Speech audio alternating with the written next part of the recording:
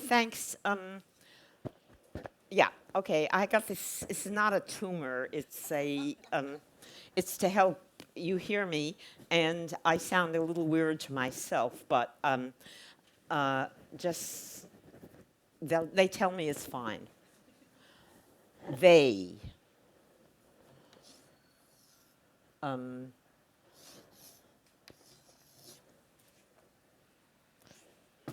oh, I knew it was going to happen. Okay.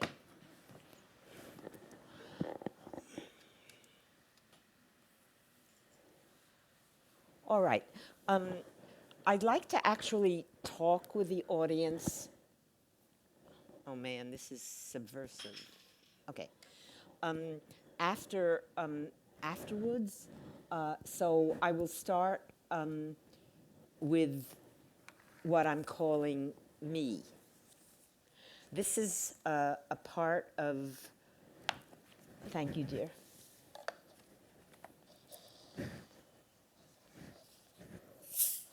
This you can bring me later. That's supposed to be a Coke bottle. It's enough. Thanks.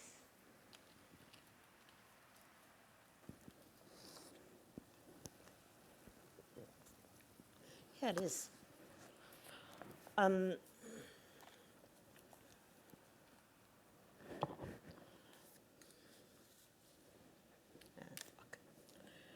okay, I'm going to start reading from my book Conversations with Stalin, and I think it'll be clear as I read.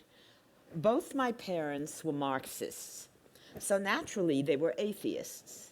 Ever since I was a little kid, I knew that God never came to our house.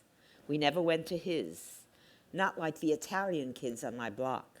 They could never get away from him. Apparently, he spied on them all the time, like Senator McCarthy spied on us. If those kids did bad things, they got damned. That's pretty serious stuff. They burn in hell. And that's not for just a couple of days. They'll keep burning forever and ever. Would they get all black and ashen and curl at the edges like burning paper? That part wasn't too clear. But I was jealous of the confirmation girls. They strutted around in frilly white dresses like little brides, and when their parents weren't looking, the boys in their shiny black suits would stick out their tongues at the Jewish kids playing ball. Later, after church, they came back and chased us off the sidewalk, chanting, "Me and my friend Ani, we come from Italy. We shine of the shoes, we kill of the Jews. Me and my friend Ani." So sometimes back then, when I was in second or maybe third grade, I began to feel cheated. Who do they think they are anyway, those Italian kids? They're dumb, too. They aren't in the smart classes like the Jewish kids. They won't even go to college. They'll be workers. The workers are good. But they wouldn't be the good ones. They'd be scabs, probably. They'd cross picket lines. They'd be in cahoots with the FBI. So who would be the good workers if all the Jews were in college? All I needed was a Bible, and I'd show them. Unfortunately, we didn't have one in the house, not even an abridged one. We had several dictionaries, though. I chose the Blue Webster over the Red Thorndike. It was fatter, with gold lettering on the cover, and very delicate, almost transparent paper. So every Sunday morning, I put on my mother's heels and a kerchief on my head and hobbled around my room like a little old lady going to church. I would open the dictionary to religious words and read them aloud in a slow, serious, sonorous voice like a priest or a rebbe. I looked up at the sky a lot to make sure God was listening. First, I read the words so God would know what I was talking about. Then I read the full definition. Sometimes a short one, but sometimes quite long. I read the definitions of God, Jesus, church, prayer, sermon, graveyard, whatever religious word I knew. Then I looked up at the sky, put down the book, clasped my hands to my breast, and said, Amen. A long, drawn-out, sincere Amen was very important. It meant the end, period. It closed the book. Literally, as I picked up my Bible and walked out of church, meaning I walked around the room once, then went out the door, put the dictionary back in the bookcase in the living room, and came back to my room to jump back into bed and play with my paper dolls or read a book or maybe feel myself up. Though that wasn't such a good idea on a Sunday morning when everybody was home. My mother could come in and catch me, and my family wasn't big on privacy. Back in the shtetl in Poland, my father's father was a famous atheist, sort of like a desperado, I think. Women covered their children's faces when he passed in the street. So we went to America where people had more education and didn't worry about such things. They made money instead. My father likes to tell this story. He's proud of his father, even if he didn't make any money in America. But my mother's father was just the opposite, a great Hasidic wise man, Reb Shmuel Meicha, with a long white beard. People came to him to solve their problems, like the baker's wife who wouldn't clean the house. The baker is distraught. There are tears in his eyes. What does she do all day while he slaves over the hot ovens? Sits at the table and gorges on his food? What are you dreaming about with your head in your hands, you Korva, he shouts. Warsaw? Are you dreaming of Warsaw? Who are you to dream of Warsaw? Or the brother-in-law robbing the poor widow of her last 5 rubles. He owes it to me, that rotten husband of hers, he rages. He had no right to die. He still owes me 100 rubles. I have 9 children. They don't have shoes on their feet. She is pulling out her hair in despair. They are hooligans, your children, she screams. Look, Reb Shmuel Meicha, my children, are they not angels? The tears run down her worn cheeks. They have only 2 pairs of shoes. 2 pairs of shoes for 5 children. It is a shanda for the Jews. Aren't you ashamed for the Poles to see? My poor Moshe will turn over in his grave. How can you do this to your brother's children, you stinker? I hear their voices shouting in my head, their hands imploring Reb Shmuel Meicha to translate the word of God and vindicate them. One night, when she was very small, my mother peeked inside the window of Crazy Pinchuk's house, and there he was, Crazy Pinchuk, lying on the kitchen table while her father shouted strange words at him. But her mother came and dragged her away. Don't ever tell anybody, she whispered, slapping the little girl's face for emphasis. He is exorcising the bad demon in poor Pinchuk's broken body.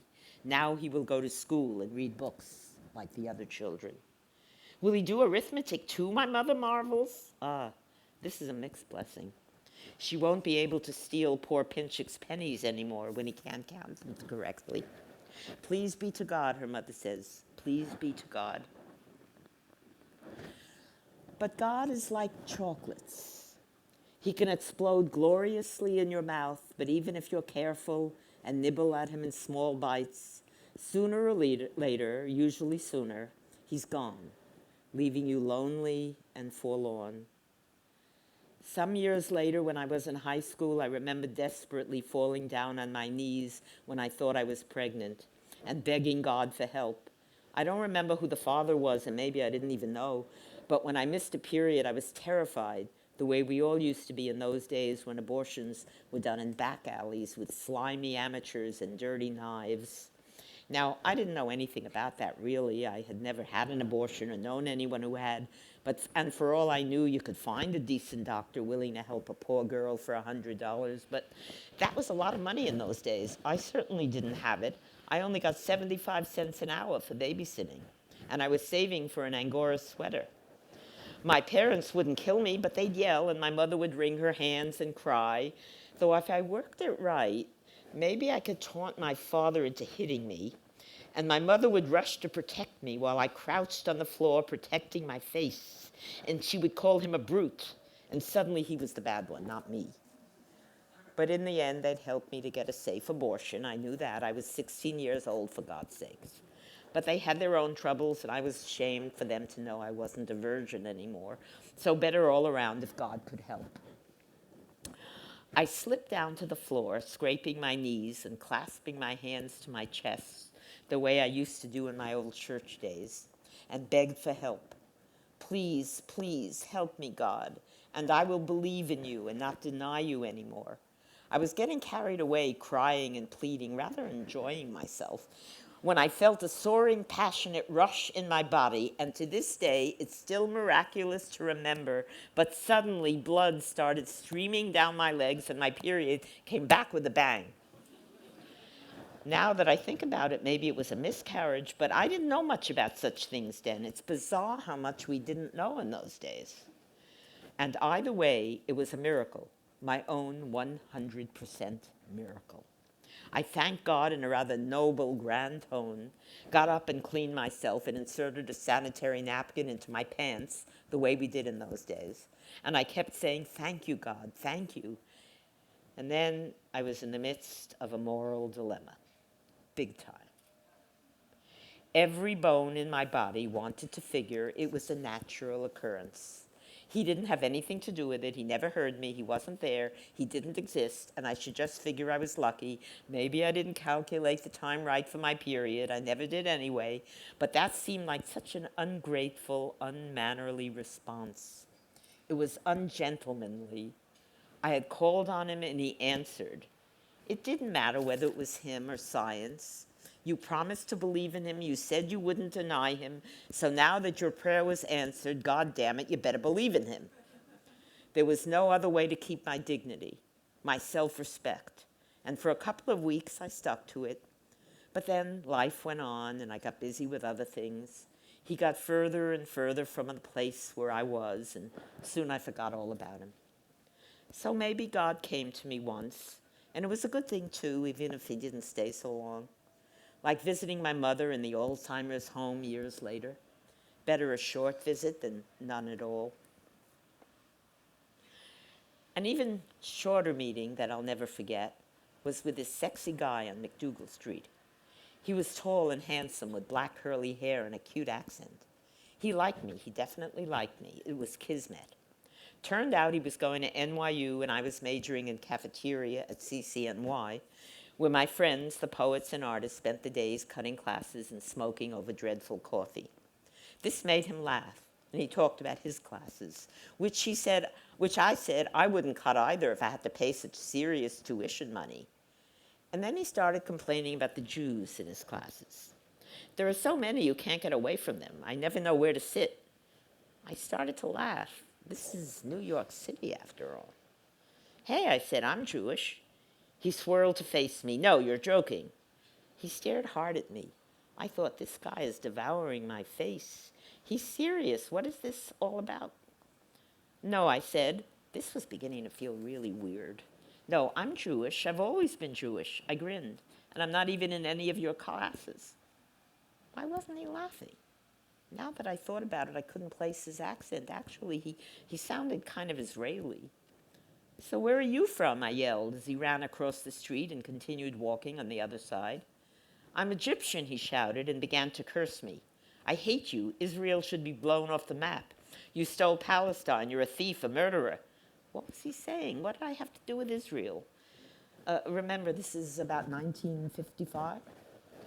I'm not an Israeli, I called out to him. Can't you tell a New York accent when you hear one? He continued to curse me, and I began to feel really weird. This guy is serious. But I gave it one more try. Hey, calm down. I didn't do anything to any Palestinians, I yelled. I don't even know any Palestinians. And if they're like you, I don't want to know any.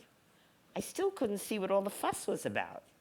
In my world, politics was about the Korean War and the red baiting of Alger Hiss and the Rosenbergs and that liar Whittaker Chambers and the evils of HUAC.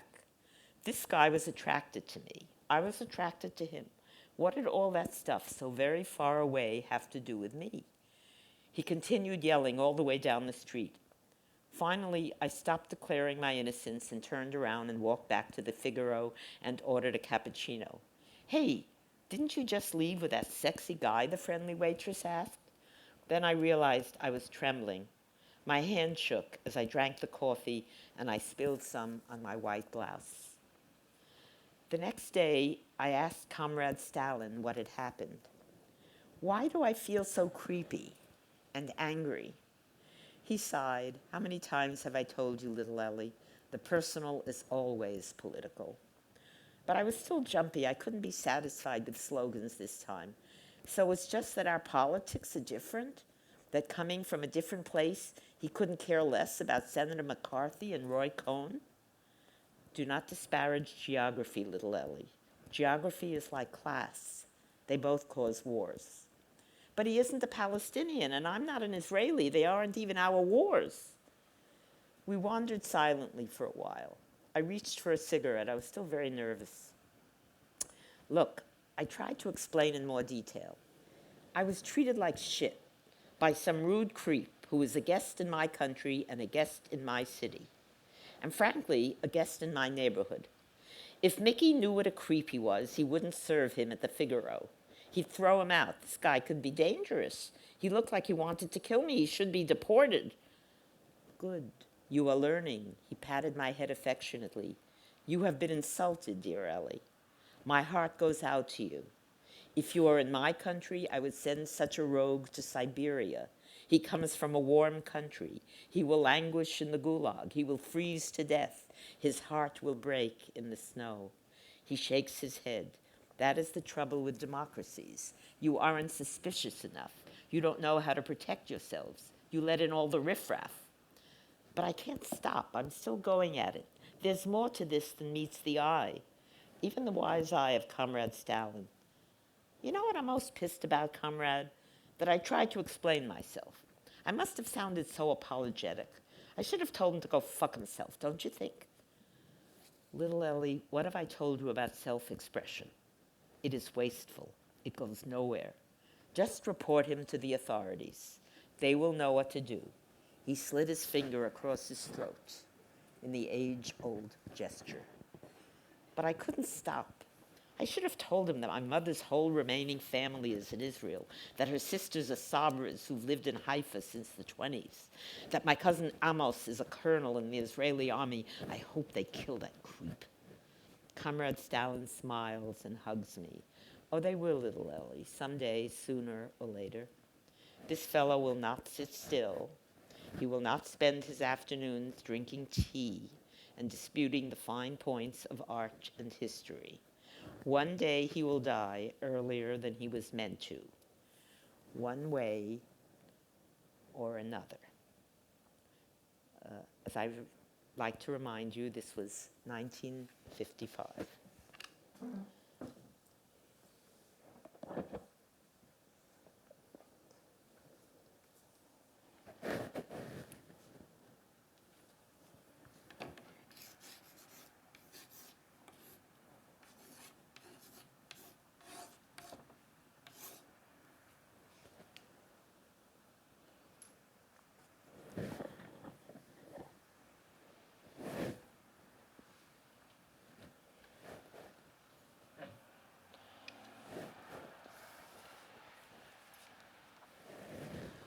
Oh, just a minute.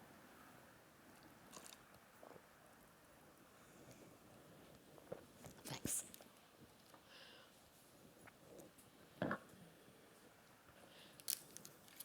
Now I'd like to read from my book, An Artist's Life by Eleonora Antonova. Thank you.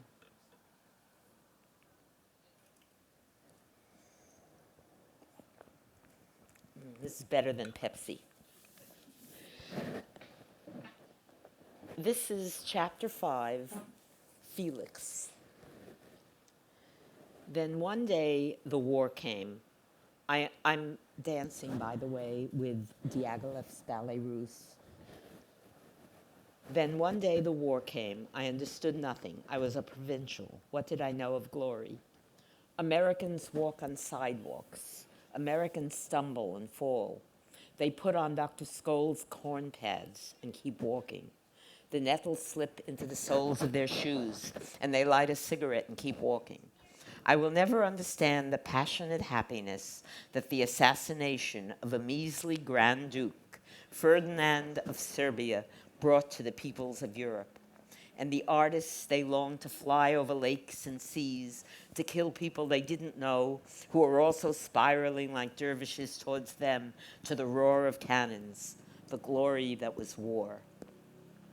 That war, their war, ach, it gave me a headache. I do not like blood. They said it was fire. I said fire burns. They said burning is passion, but I like to eat piroshkis and drink wine with friends. They said better to drink wine with warriors. Our dancers, artists, composers rushed off to make war. Everything came to a standstill.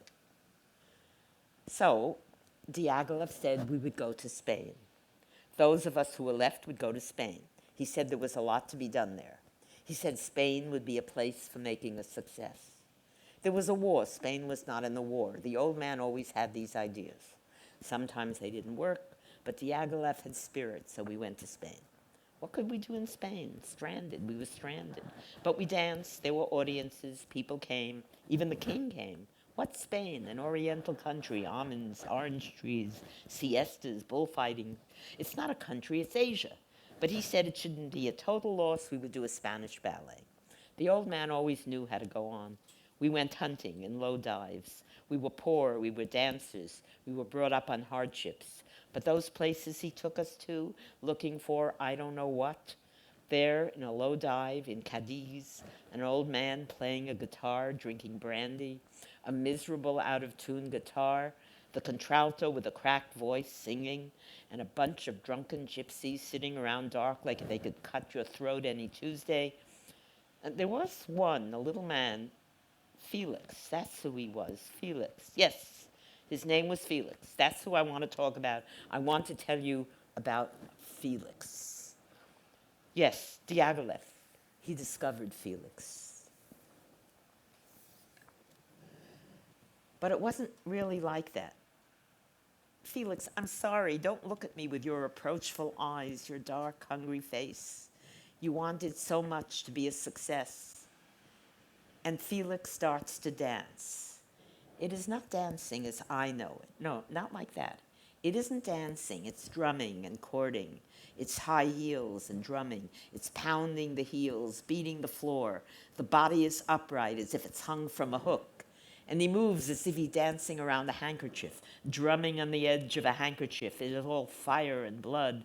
The rhythms are uneven. We tried to count them, 13, 11, 7, 9. What kind of rhythms? The music is going one way, the dancing is going the other. He has hands, he claps. The dancer moans, somebody plays castanets. It is wonderful. But it is not art. No, art is what you do every day. I am a ballet dancer. What we do every day, you do it once, you do it again. It is the same, 365 days of the year. Art is what you do over and over again. It is perfect when it is good. When it is not good, it is not perfect. But every day, it is the same. That's what makes it art. Felix was not art. He was fire. He was bad moods and good moods and bad brandy and rotten food and dark cafes. That's what he was. Thunder and lightning and misery and jealousies and fire. That's what he was. And he was magnificent.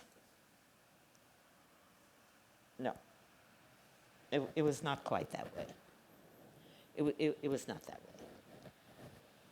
We adopted Felix. The old man adopted him. Felix, you will be my son, said the old man. Come with me, you will dance with us. And Felix came. He came out of the dark into the light. It was very light, and he was wearing dark. All the time he was wearing dark clothes. What was he doing in the sunlight with us? But the old man was a kingmaker. He made Nijinsky from Little Vaslav, the son of a Polish acrobat. He made Fokine, Bakst, Stravinsky, and now he was making Massine. Massine, an actor from Russia, a handsome boy, dark, ambitious, hungry, careful, obedient. He created new ballets. Goodbye, Fokine. Goodbye, Nijinsky. Massine was the star of the moment. We all admired him. Diaghilev, the silver fox, a giant, portly, with holes in his shoes, always in full dress suits, leading behind him this dark shadow of a young man who was to take the throne, the new choreographer, the new genius. We were in love with him. He was very pretty in his fur coat and white gloves, a pearl pin in his lapel. He was a sharp little character, that Massine. But the old man would send us packing if we set our caps for him. He used to spy through the keyhole of his dressing room. General Bezobrazov teased him once. Yasha, you are mad. The boy is a holy virgin. But once burnt, After Nijinsky got away, the old man took no more chances. Massine and Felix, two crown princes, but only one could inherit the kingdom. Now Felix was of the inner circle. He and Massine were always together like brothers. They wore the same clothes, but Massine was a whip, thin, quick. Felix was chunkier, coarser. It was the gypsy blood, I suppose. We were in love with both of them. We argued who had more burning eyes. I always chose Felix. The other one had a black heart. I wouldn't have turned him out of my bed, but I don't think I would close my eyes. When we got to England, Felix began to teach Massine the Spanish dances. Later, Massine would create a dance for Felix, a dance to bring the house down, a faruka to end all farukas. But first, Massine must learn the correct steps. The new Spanish ballet must be authentic. But Felix cannot repeat the same steps twice. Do the waves of the sea repeat themselves in a storm? He is a gypsy. He improvises. And like a true gypsy, he cannot come in on the same place in the music. Defaya turns red. He is an apoplectic man. You are a gypsy, not an artist, he screams. Listen to him, the old man shouts. He is the composer. He is our father. But Felix was an orphan. He had no father. He danced with his eyes closed. He was a mystic. He tried to explain, it is the pulse of the music. I can come in anywhere as long as I feel the pulse. But what if you do not feel it, they shouted. Where do you come in then? He looked at them. They must be mad. Why would he come in if he could not feel it? He would take a walk. He would visit his cousins. He would make love, but talk to the walls, to the air. Ballet is an art. It is not life. It is not authentic. It is frozen. Felix is fire, but art is ice. They gave him a metronome. He would learn to count, so we will know where to come in on the music. He is not a fool. He is merely without education. He cradles his metronome in his arms. He carries it with him wherever he goes. It will save him. I saw him on Shaftesbury Avenue walking so his feet move in time with the ticking. He is mumbling like a crazy man when his feet lose the regular count. Those feet erupt into combinations of complicated off rhythms. He cannot imprison them. He looks about with wild eyes. They are not the same eyes. The fires rage. They are out of control. He is burning up. Everybody talks about the new ballet. It is in all the papers. Photographers come to the rehearsals. Diaghilev is followed everywhere by critics, reporters. Picasso comes over from Paris with a new curtain. He paints it himself. He will not trust the scene painters. There are always photographers taking his picture with a brush in his hand. I am a Spaniard, he tells them. I will paint the Spanish curtain. He paints bulls and sunlight. It is very modern, like him. Olga dresses him in English suits, a suede hat, a cane. The girls are impressed. What a rich painter. Lucky Olga. Outside, it is cold. England has not a hospitable climate. The sun only appears when it rains. Every day it rains for half an hour, maybe less. The sun comes out. The air is clean. When we can, we run outside to bathe in the sweet London rain like sparrows. Soon it will be Christmas. Felix sits in the wings. His ear is to the metronome. He is counting. Still, he is counting. He is desperate. It is his last chance for success. He is the only one without a part. There is no faruka for Felix. He cannot count. Even the last girl in the line can count. There is always a giant sandwich in his hand. I do not know if it is a different one or the same one. Maybe he remembers when he was hungry in Spain. But even when Massine tells him to show us a step, he does not put down that miserable sandwich. There is a lull in the music. It comes to a close, but the metronome knows no close. Its tired heart goes on beating. Massine is tired. He has not slept for days. He is a perfectionist. Get rid of that imbecile toy, he shouts. It's making me crazy. Even Defaya is shocked. Picasso puts down his brush. Dunya moans. Felix turns pale. Massine is ashamed. Maybe for us, maybe for himself. Who can tell? Listen, Galupchik, he calls to Felix. Come down here. Show me how this part is to be done. Felix demonstrates, but it does not matter anymore. The ballet is finished. On opening night, the Spanish numbers bring down the house. Massine dances like a possessed man. A demon has possessed me, he cried, coming off the stage. I was not myself. He had 17 curtain calls. History was made. Felix watched from the wings. Then he was gone. We never saw him again.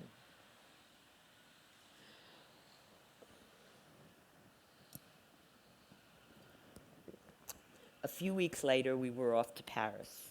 Paris was our biggest season. Diaghilev cared only for Paris. But nobody thought of buying Felix a ticket. Maybe he was there at the train station when we left, but we were busy. There were bags to check, lovers to say goodbye to. Massine posed for pictures with the old man. He was holding court. We always did a lot of business in train stations. Arrivals and departures were very important to us. Felix did not know how to arrive and depart. He had no money. The old man paid for everything. He was a maker of kings, Diaghilev. He was gracious, generous. He opened his hands. Gifts fell to the floor, but it was all a figure of speech. When you are always arriving and departing, everything becomes a figure of speech. It is not the lover of the weak you mourn for. It is the metaphor for love. Later, we heard Felix was arrested for dancing on the altar of a church somewhere in South London. It is a neighborhood I do not know. I believe it was Christmas Eve, and the police were indignant. He stamped and clicked and played the castanets until the priests were beside themselves. They thought he was an anarchist. The English did not like foreigners anyway. They searched him. Maybe he had a bomb. Nobody spoke Spanish. They did not know what to do with him. But there were no cantinas in England, you see. No guitars. It was Christmas. He was lonely. His heart was broken. The only thing that looked like home must have been a church. He had no money. He used to stay at the Hotel Dieppe in Old Compton Street, but they put him out. By then he was forbidden to eat in restaurants. He behaved in a crazy manner and upset people. And Diaghilev was afraid he would give the Russian ballet a bad name. I think somebody said he kept food in the hotel room, and they put him out. But somebody else said there was nobody to pay rent for him. Grigoriev was in Paris. I don't know what happened. But he had no friends, no money. Such men are dangerous. We heard he was arrested. They put him in a mental hospital, and he stayed there for many years. Later, much later, he died during the war. We knew nothing. We were busy. Who was Felix? Who remembered? We didn't need him anymore. Art is not kind to her children. Why didn't we send him home? Felix, Felix, how you cried when Diaghilev introduced you to King Alfonso. You kissed the king's hand. It got so wet from your tears you tried to wipe it off with your sleeve. Even the king was embarrassed. Just a poor gypsy from the mountains. And we stole you away like the ears, the tail of a prize bull.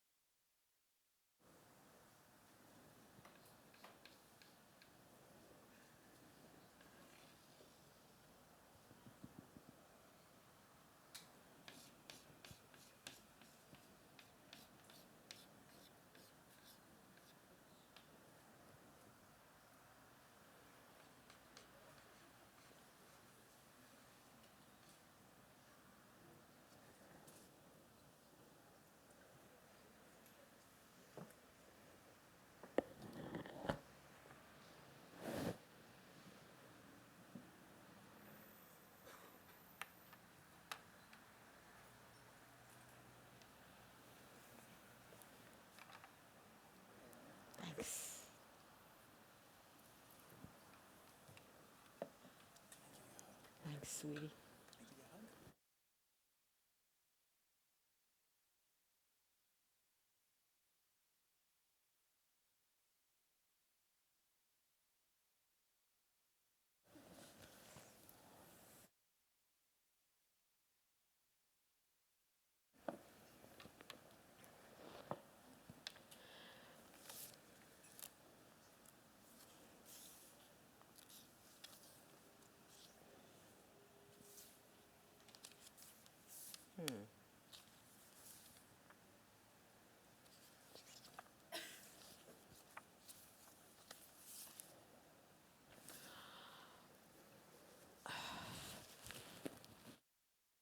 When I did a show of mine called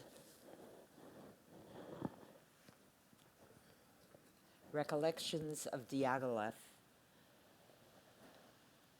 by Eleonora Antonova, and the show was announced at the Feldman Gallery in New York, which is my New York gallery. He It was announced as an Eleonora Antonova show, which, you know, the artists and insiders knew was who she was, but other people thought she was Eleonora Antonova, which she was. And I kept a journal the whole month. I lived as Antonova, who, as you may know, is a black ballerina. Not very black, I must say, but considering I have blue eyes and my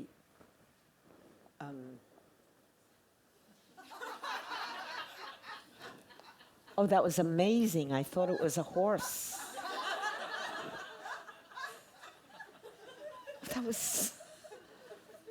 That was magic. Thank you.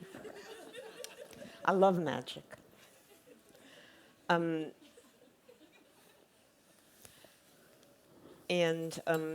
I kept a journal because I lived as Antonova, and as I say, lightly darkened myself every day, and dressed very elegantly with long nails that I had attached to me before I left California. And I was dressed very elegantly. You must understand, elegance is well, to me it felt elegant. I had little heels and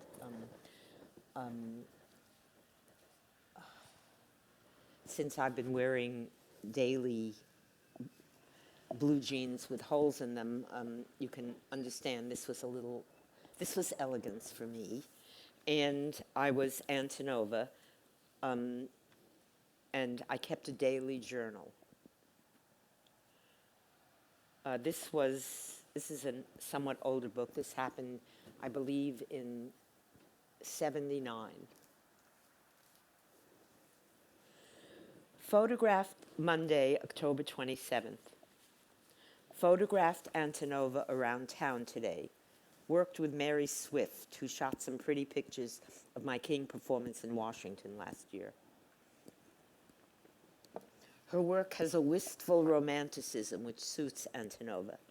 Then, too, she seemed solid, a competent person. She wouldn't be intimidated by waiters or petty officials who didn't want their patron's picture taken. There's a hit-and-run aspect to the kind of shooting I plan to do, and you have to be something of a guerrilla to get away with it. But I had only met Mary once before in Washington, and I miscalculated. The improvisatory nature of our work disturbed her. I had hoped the city would speak to me of Antonova. I figured if I went to her places, she would be there and I would be her. When we arrived at a place, I searched for her through a window, out the door, around the corner. I walked into the scene and played it for both of us, while Mary tried to photograph the action as it rolled. But not every place was right for the kind of romantic encounter I imagined.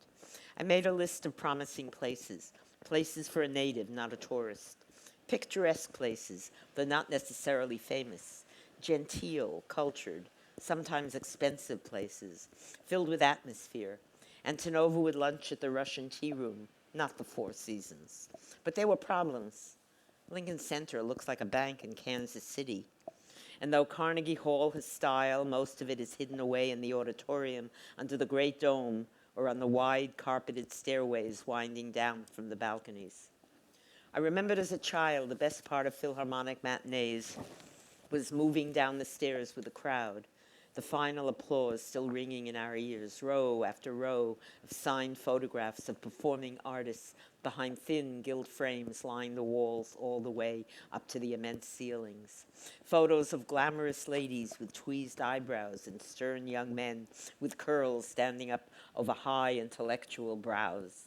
Plump tenors in exuberant tuxedos and expansive divas under diamond tiaras. Here and there, a platinum-haired Brunhilde dreaming behind sculpted plates. I had hoped to get tickets for a recital by some young unknown. We could have sneaked some good shots of Antonova attending an old friend's concert.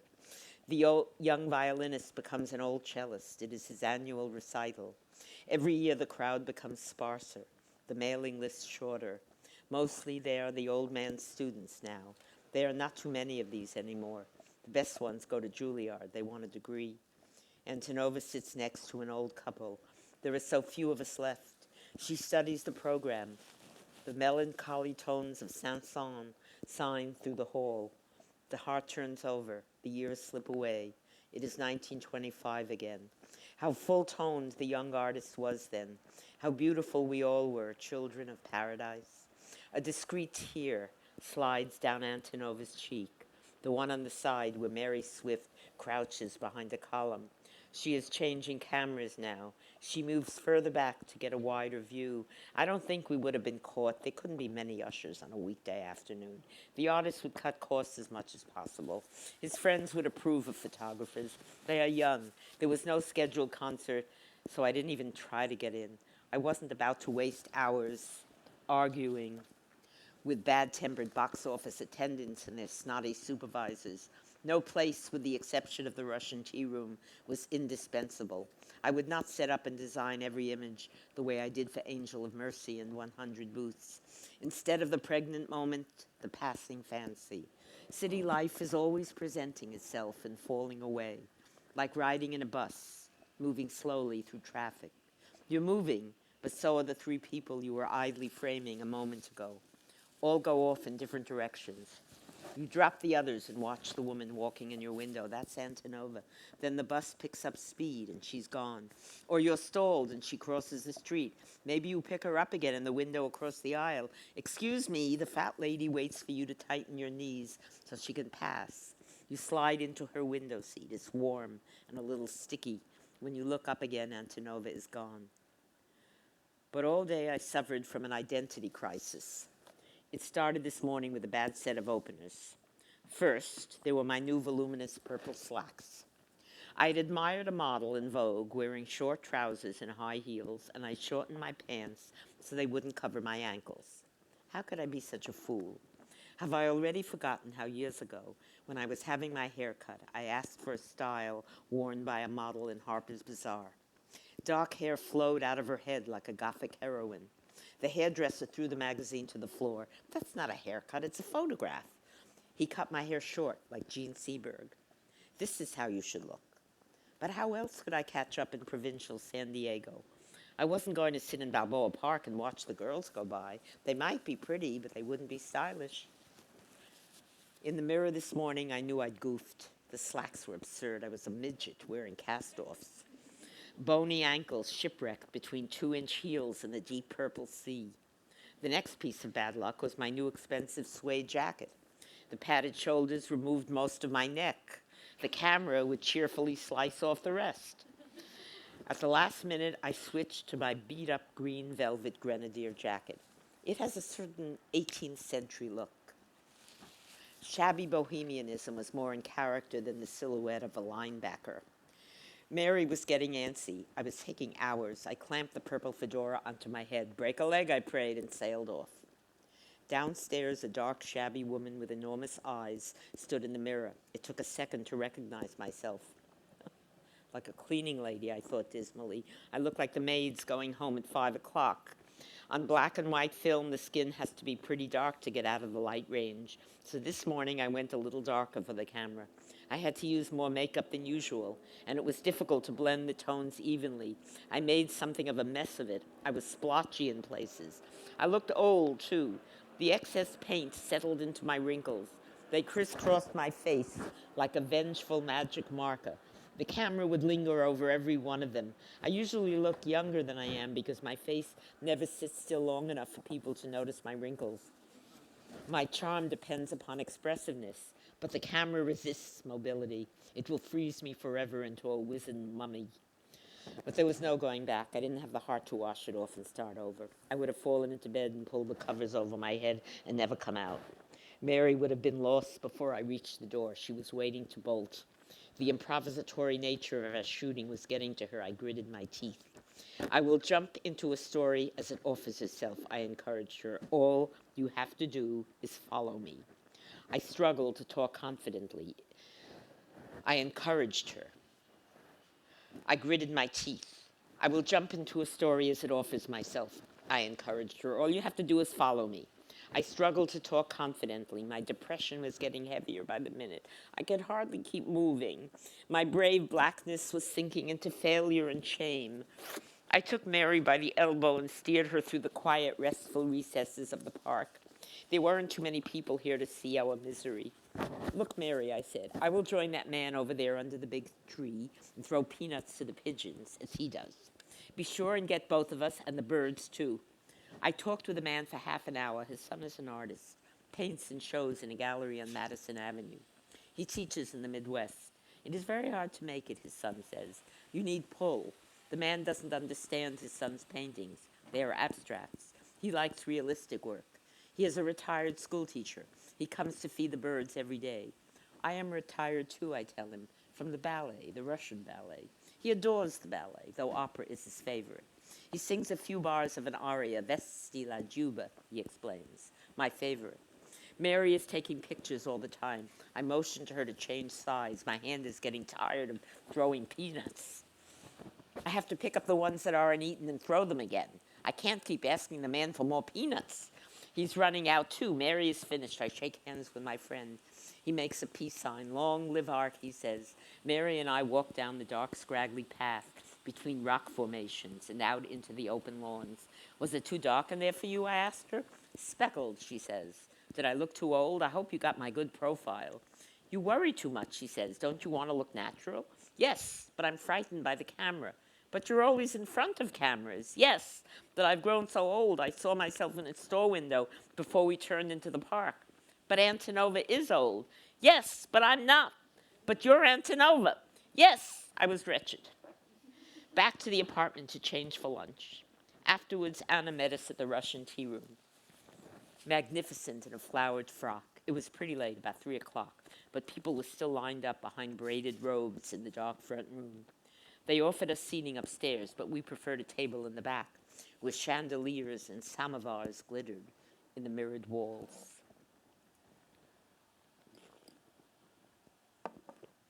There will be a long wait, the hostess said disapprovingly. We had exceeded our limits. Who are we to have preferences? We'll wait, I agreed humbly. We did.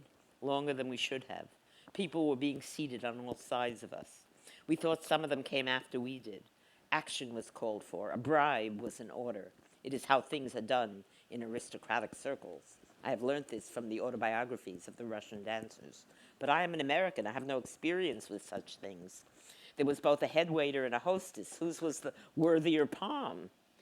Mary Swift settled the matter. She got bored and began to shoot.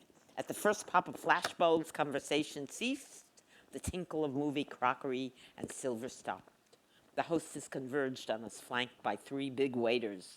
I stepped in front of Mary, whose mouth hung open, the perennial American tourist who just put her foot in it. My, I sang out, smiling fiercely and waving my hands graciously in all directions. It is nothing, a foolish mistake. We are only practicing. There is no film in the camera. Who would use flashbulbs without film? Luckily, we had fallen into such grave sin, the staff lost their wits and didn't ask. Our guests are important people. The hostess was outraged and demanded punishment. But the crime was without precedent. She didn't know what to do about it. Now was the time for finesse. I slipped a $10 bill into my hand and tried to shake hers. She looked down at my gripping fingers and ostentatiously removed her own. The money remained in my palm, but her voice became more conciliatory. Earl Wilson comes every afternoon, she whispered portentously, pointed vaguely in the direction of the back room. He writes his daily column here. He must not be distracted. It is my friend, I look at Mary. She is too enthusiastic. I, too, am an important person, in certain circles, of course. For years I have longed to visit the Russian tea room. I shake my head in a grave manner. It is important that we are here.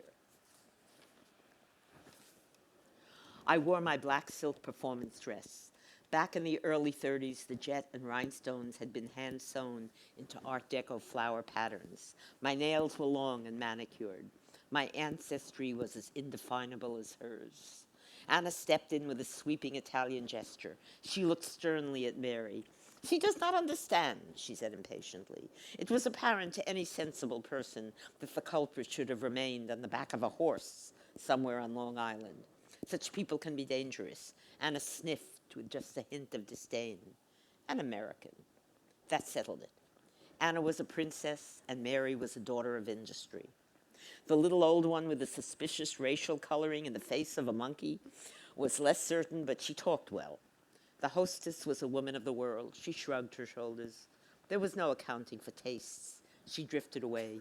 The bribe remained, a sweaty reproach in my hand. When the head waiter led us to a nice table in the back, I gave it to him. Later, when most of the diners have left and the waiters are preparing for dinner, we shoot discreetly in our little corner. Mary moves in tight. She is careful not to offend.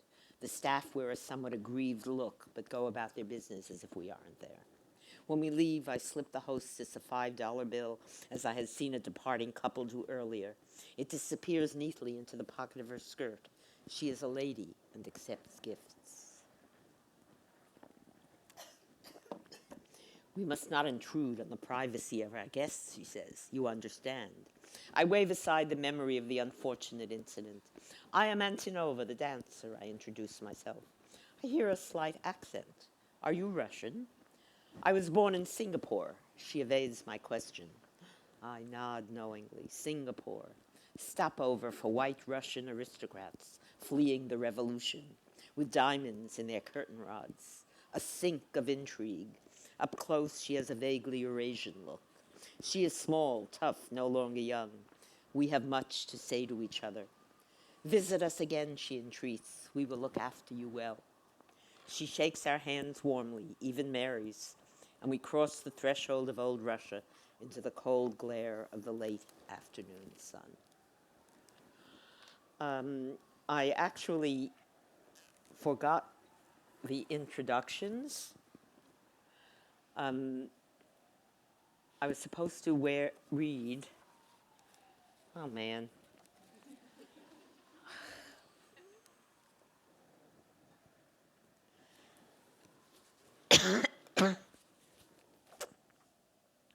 Okay, we'll do it out of order. This is how I found An Artist's Life by Eleonora Antonova. Years ago, while still in college, the young artist Eleanor Anton worked in a coffee shop on Broadway in Upper Manhattan, around 103rd Street. In those days, when everybody smoked, the dimly lit, pleasant coffee shop catering to college students and neighborhood people wanting to cool off from a busy day had a friendly smell of coffee beans, though smoke hung over it like a cloud, and her eyes were often irritated and she rubbed them a lot. But as she wryly observed, she smoked one cigarette after another, too, so she could hardly complain. She had the night shift, and it was an easy job, except that the place closed at 3 a.m., and she had to hang around even when there were no customers, before walking home the several blocks to where she lived on 109th Street between Broadway and Amsterdam. But she liked the quiet walk. Broadway was so peaceful at night, and sometimes she felt like she was so tired she was gliding along in her sleep. The boss was a nice enough guy who spent all day and night reading comic books from a pile on the table in front of him. Sometimes when there were no customers during the night, Eleanor joined him. She had a passion for Wonder Woman because at the end of the stories, Wonder Woman often visited her mother, who was queen of a Greek isle, and her noble ladies wore Grecian robes. Unfortunately, Greg didn't have too many issues of Wonder Woman, and Batman and Robin were pretty boring, so she usually read or did her homework. Several times a week, a little old lady would come in after midnight and go directly to the same corner table, carefully placing her old fur coat over a chair. While nursing a single cappuccino until closing time, she spent several hours writing in a beautiful red leather notebook. When the boss wasn't looking, Eleanor poured some fresh hot coffee into the woman's cup, but she was so intent on her writing that she rarely looked up. But when she did, her lightly brown, wrinkled face lit up with a conspiratorial smile before looking down and continuing to write. Eleanor tried to read the writing while she poured the extra coffee, but the text was written with a thin pen that had to be refilled every often for a small bottle of ink. They were tiny, very florid letters, and she couldn't make any of it out. One rainy night, when the lady writing in the corner was the only customer, even Greg had to admit nobody else would be coming in, and they should close an hour earlier. Eleanor apologized to her. "I'm sorry," she said, "but we're closing early tonight." The woman immediately closed her book and wiped her pen with a Kleenex. Eleanor helped her on with her coat, which she noticed for the first time was missing most of its lining. "Do you have an umbrella?" she asked. "No, dear," the woman smiled. "I've lived through much worse weather than this in my time." Eleanor closed the door after her and watched her slowly walk down the wet street. Those were pretty high heels. I hope she doesn't fall, she thought. The streets looked very slippery. It had been raining for hours. She probably lives around the corner on West End, but when she began cleaning up, she realized the old woman had forgotten her book. She couldn't resist flipping through it, but again she was put off by the tiny letters. Not something you could glance at for sure. You'd have to sit down and read it. She wrapped it in a napkin to protect it from the rain and went back to the door, planning to run after the woman and return her book. But Broadway was empty in both directions. The wet streets shimmered in the yellow light from the lampposts.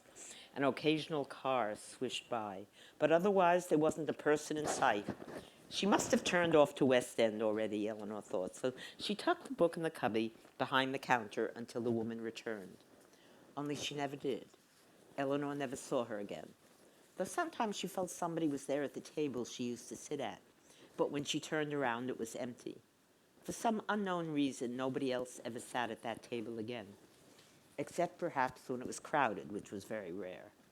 She soon forgot about the book, until Greg decided to close the shop for good and open one downtown where the trade was better. When she was collecting her things on the last night, she found the book in the back of the cubby where she'd stuck it so many weeks before. She took it home along with her sweater and notebooks and put it away in her bookcase, which was so packed with books she could never find the right book when she needed it.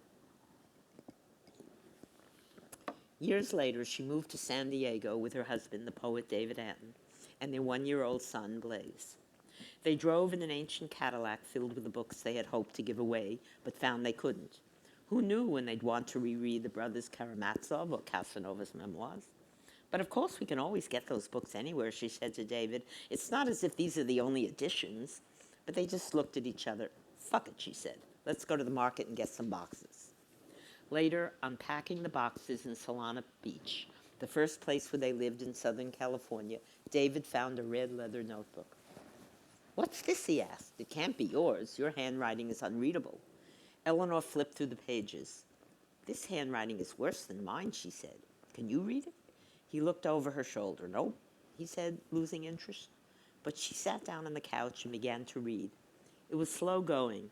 At first she couldn't figure out what it was that the little old lady of so many years ago was writing. "Oh my God," she realized suddenly, "it's an autobiography of a ballerina."